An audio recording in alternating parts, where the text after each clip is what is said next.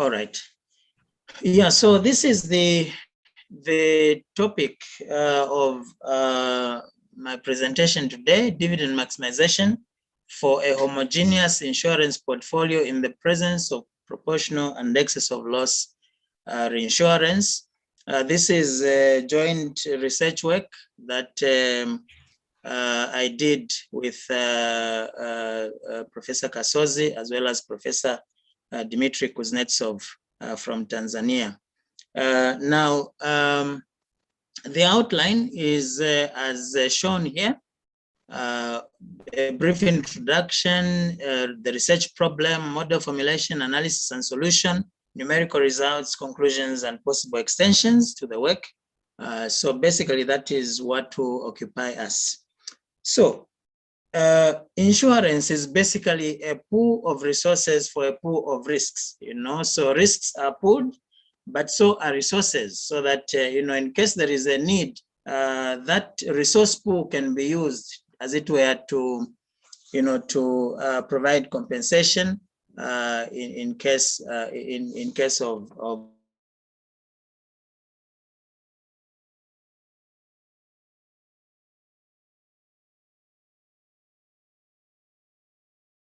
the mechanism. Basically, insurance is a mechanism for by payment of a premium. So risk rather policyholders pay into this risk pool. They make contributions in the form of premiums, and should the event against which they are seeking cover occur, then they can be helped from this risk, from this resource pool, of contributions from many policyholders. So basically, that's the way insurance works. There are many types of risks like accidents, fire, floods, theft, sickness, disability, and death, and so on. Okay. Now, a collection or aggregate of insurance contracts or policies covering similar risks is referred to as a portfolio. And generally, for an insurance company, just like any other company, it has to generate money, and an insurance company's surplus process actually comprises three components, if you like. We have initial capital, income, and then there are outflows. Okay, so of course, if the initial capital plus income is less than the outflow, then you have an undesirable situation that we call ruin. Okay, because then the insurer's surplus goes into the region negative infinity zero, meaning that, of course, as I said, the outflow exceeds the inflow, which is not desirable. So, insurance companies have to take measures, to prevent ruin from occurring. And one of those measures is to purchase reinsurance. What is reinsurance? It is simply insurance for insurers. Okay, so reinsurance companies insure insurance companies. Okay, so they take on some of the risk that is borne by insurance companies, so that risk is shared in that way. So this is what it is. Now, apart from reinsurance, another concept that we need to discuss, which is key to my discussion this afternoon, is dividends. A dividend, as you will know, is basically a payment of a portion of the surplus reserves, which is given back to the shareholders of a company. Okay, so dividends normally have to be approved by the board of directors, of the company for payment to the shareholders. So they have to be declared, after profits have been declared, and then they have to be approved so that payment can be made. So they are not done paid in an arbitrary manner. It is from the surplus reserves. Okay, so it's a portion of that which is paid back to the shareholders. That is what makes their investment in the company worthwhile, okay? So insurance companies always have to strike a balance between protecting the interests of shareholders, or rather policyholders, through risk reduction and enhancement of shareholder value through dividend payments. Okay, so there has to be a balance. Policyholders have a right to certain protections, but so do shareholders. Shareholders have a right to dividend payments because this is what makes their investment in the company worth the while. Okay, so that balance has to be maintained, but it is not an easy balance to maintain. So this study, is concerned with maximizing dividend payouts for a homogeneous insurance portfolio in the presence of proportional and excess of loss reinsurance. In particular, the study seeks to find the best combination of reinsurance and dividend payment policy for dividend maximization. Okay. Now, the model that we used as the basic model is the diffusion-perturbed classical risk process, which has the initial capital there, the total premium income there, and then of course this is a volatility of some kind, from the Brownian motion. This is a diffusion coefficient, and this summation here is actually the aggregate claim amount process, which depends, of course, on individual amounts as well as the number of claims. So this is, the basic model, and we are assuming that the insurer's surplus is actually modeled in this manner. Now, the basic model was modified in this study by incorporating the following. We incorporated a retention level for quota share insurance. This is a proportional insurance level. And then we also incorporated the retention level for excess of loss reinsurance, noted by A, and it is in the region 0 infinity. And then, of course, D, sub T B, which is the cumulative amount of dividends paid up to time T, okay? So when those are put in, we get the controlled risk process shown here, where, now we have an insurance premium rate, C R bar. So it's not just C. So this is, the insurance premium. And then, of course, Brownian motion there, the diffusion coefficient or the diffusion term is there. And then we have a combination here of, proportional and excess of loss reinsurance. And then, of course, dividends must be subtracted. So the reinsurance component works or operates on the claims that are to be paid out, the risk that is borne, okay?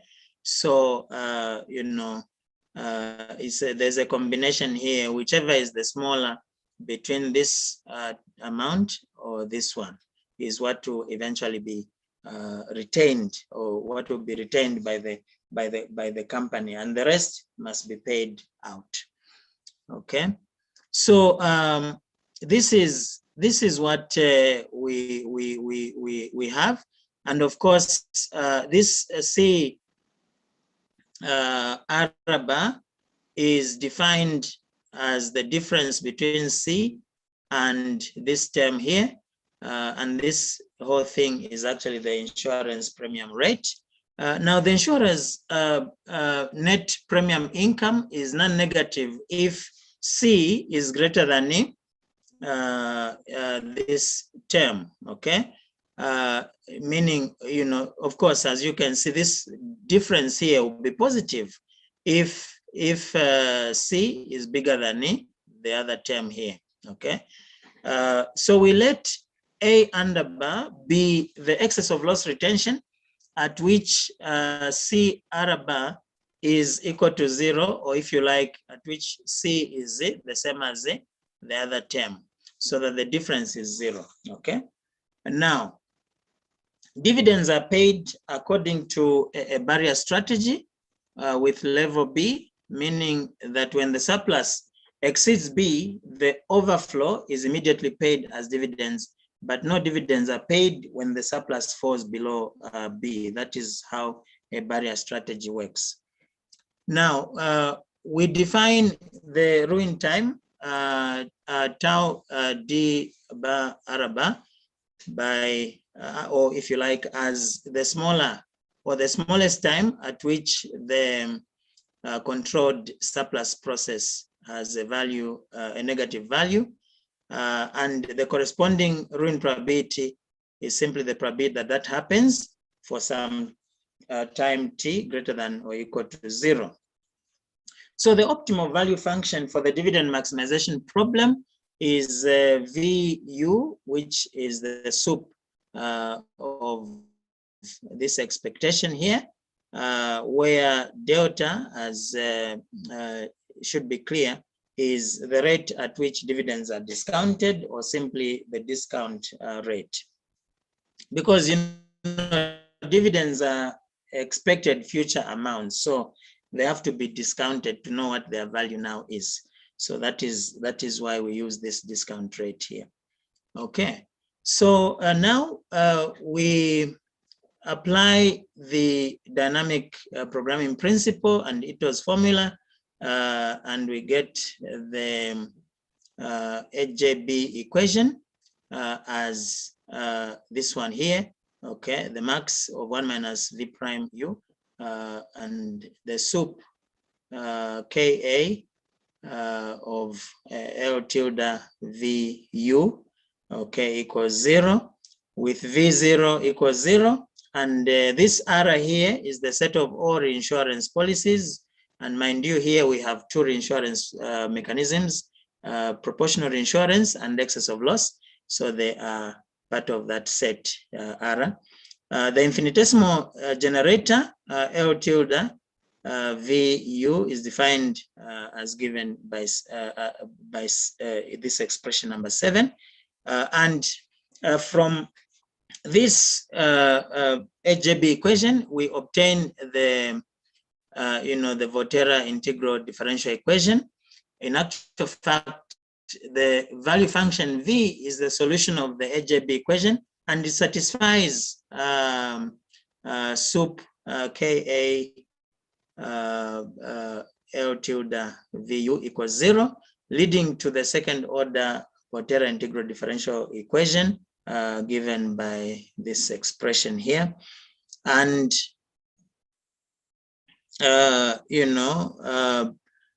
with successive integration by parts, the Volterra integral differential equation was transformed into a Volterra integral equation of the second kind, which is this one here.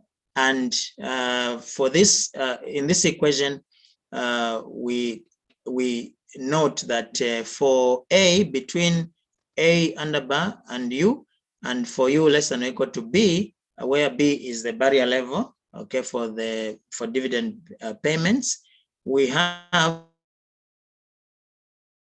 K given by this, and mind you, K here is the kernel, and alpha is the forcing function in this Volterra integral equation of the second kind, and this is for the non-diffusion case. This is the K and alpha for the non-diffusion case, where of course this expression here H1 is what goes there. Okay, and in the diffusion case, K turns out to be this expression, and alpha, which is our forcing function, is U by V prime 0.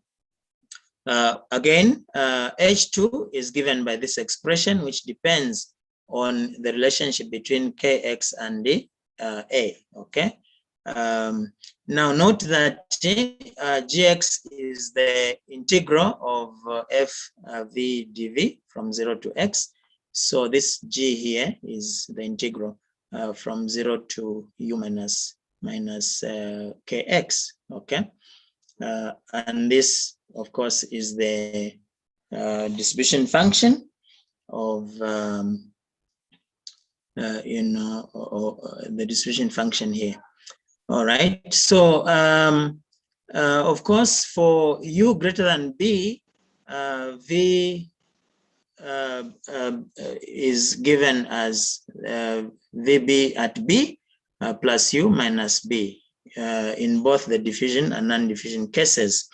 The Volterra integral equation 9 was solved using the block-by-block numerical method in conjunction with Simpson's rule, which is fully described in a number of publications, including Posen and others in 2005.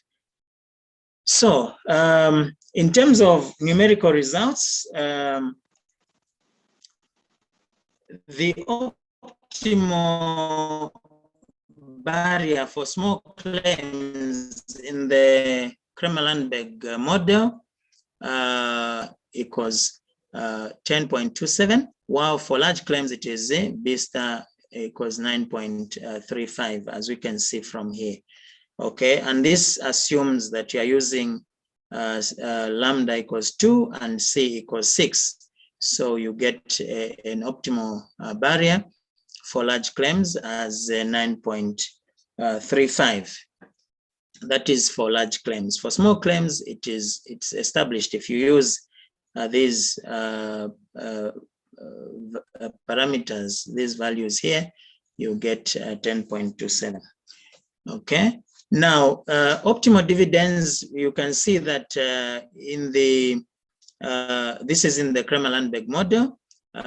Without reinsurance, for small claims, using, of course, the exponential distribution to model small claims, we see that you can see the optimal barrier gives us the highest dividend values here, which is the black graph right on top of everything else. Similarly here, okay, of course here it is it's the same as the red graph. Okay, so this is for large claims, and we use the Pareto distribution to model large claims for this particular study. Okay, so you can see that in the small claims case, the optimal barrier is 10.27. That's the one that gives us the highest, dividend values. In the large claim case, it is 9.35. Okay. Now, the optimal barrier for small claims in the diffusion perturbed model is 12.35. It is 11.5, as you can see from these two diagrams here. You can see the optimal barrier there. It's 12.35 in the small claims case. Well, for large claims, it is 11.5. And again, assuming that we use these parameter values, that's when we get these, these barriers, optimal barriers. Now, in terms of optimal dividends in the Kremer-Landberg model, this is again with I think this should be actually in the diffusion perturbed model without reinsurance. You see that again, the optimal barrier gives you the highest dividends. That is the black graph right over everything else. The same in the large claims case. Okay, you have the optimal barrier giving you the highest dividends, as shown by the graph right over every other graph. Okay, now When we apply proportional reinsurance in the Kramer-Lundberg model, we see that both for small and large claims, the optimal proportional reinsurance strategy is K equals 1, meaning no reinsurance. And you can see that that is the one that gives you the highest value of dividends, as can be seen here. The same here, okay? So both for small and large claims, it is no reinsurance that gives you the highest dividends, okay? Again, these values or these graphs are based on these parameter values.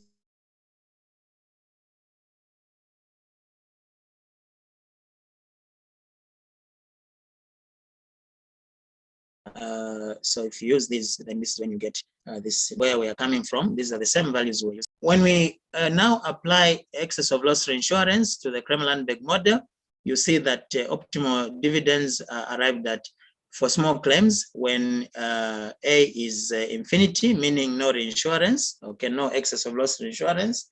While for large claims, it is A equals 10, as can be seen by this figure here, okay? Now,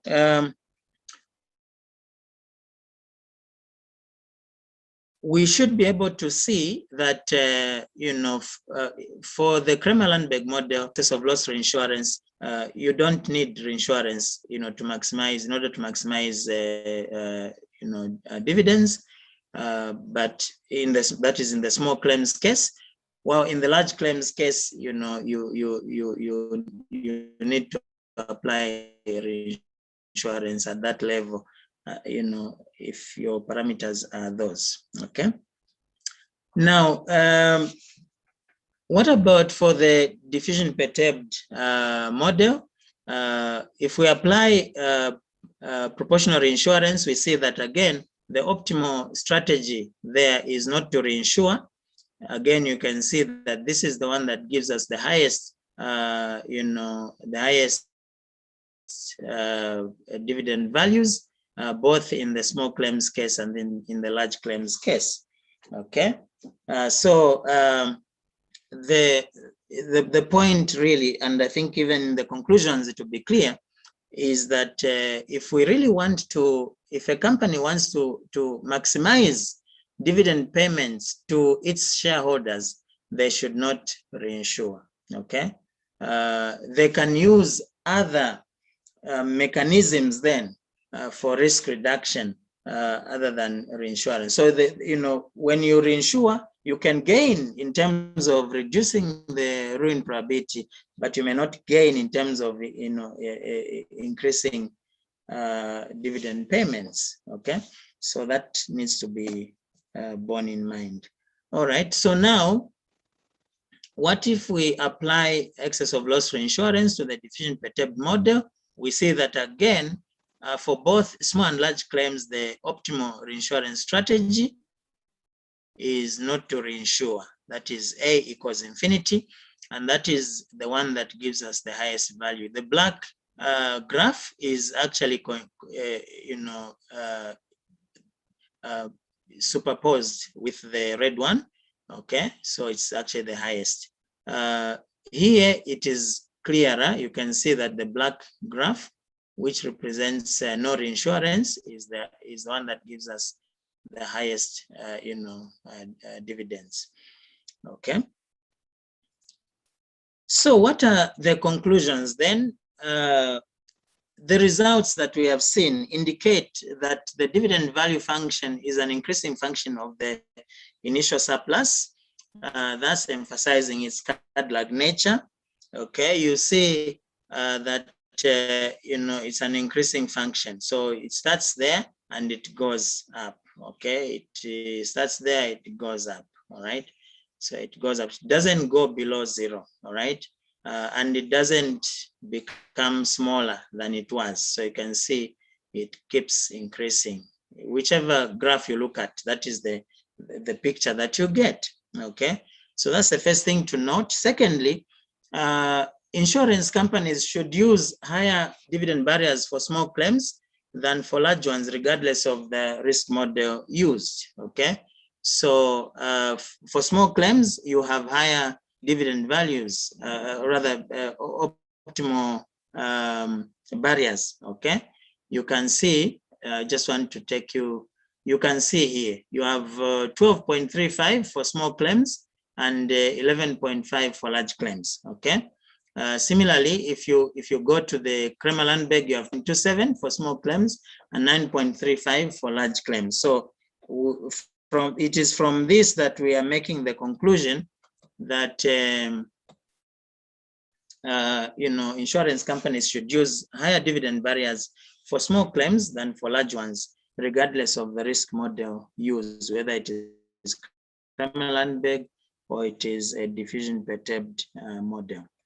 For dividend maximization in the Kremer-Landberg model, the optimal reinsurance policy for small claims is not to reinsure, while for large claims, it is to take excess of loss reinsurance, okay? And I think this agrees with the literature. There are a number of references that, can be cited, that have come to the same conclusion. But of course, from, using different methodologies, okay? But they've come to the same conclusion. So that is comforting to us that, we are on the right path. For dividend maximization in the diffusion-perturbed model, it is optimal not to reinsure both for small and large claims, okay? It is optimal not to reinsure both for small and large claims. So what it means, therefore, is that, like I hinted before, if insurance companies want to maximize dividends while reducing, their probability of ruin, they may want to look elsewhere, instead of looking at reinsurance. Or they may want to combine reinsurance with some other measures like investment, okay? Investment can actually, increase the shareholders' value, while at the same time reducing or enhancing policyholder value by reducing, the ruin probability, okay? So I think that is a fair conclusion from the last 2 points here. Now, what possible extensions can there be to this work? One is, there are a number, as you can see here. One is to use or explore the use of other controls like investments, I've already mentioned, transaction costs, capital injections or refinancing, okay? Also, we could, this way can be extended by considering non-cheap reinsurance, whereby for a given risk, the reinsurer requires more premium and therefore uses a higher safety loading than the insurer. Another measure that can be, or another extension that can be made to the work is to explore optimality of other dividend strategies like threshold or band strategies, okay? Also, we could consider replacing the claim number process N by a general renewal process so that the surplus process becomes a Spar-Anderson model. And lastly, we could use a levy process instead of a compound Poisson process for modeling the total claim amounts.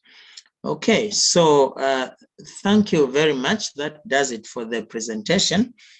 I'll hand back to the chair in case there are any questions